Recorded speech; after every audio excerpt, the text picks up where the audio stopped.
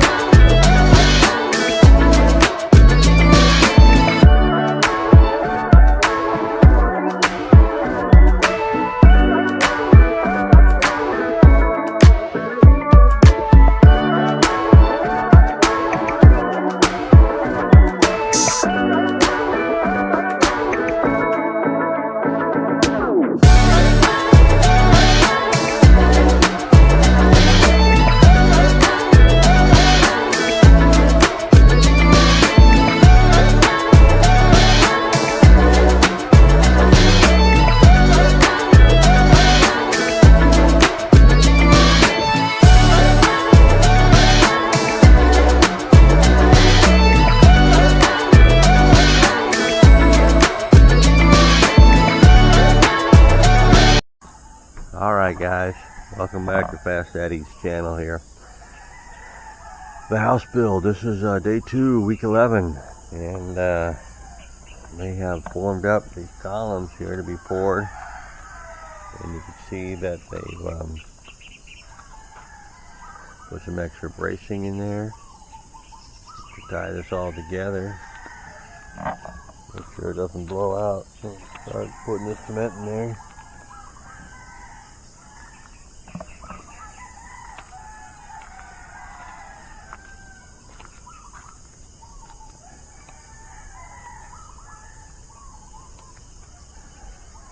There we go.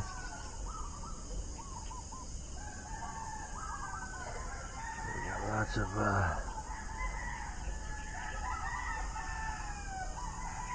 so now they're forming out the scaffolding, building scaffolding out and getting ready to work on the second set of columns here. But, after we get those poured, I guess they will remove those forms and transfer them over to the next set of columns they're gonna do.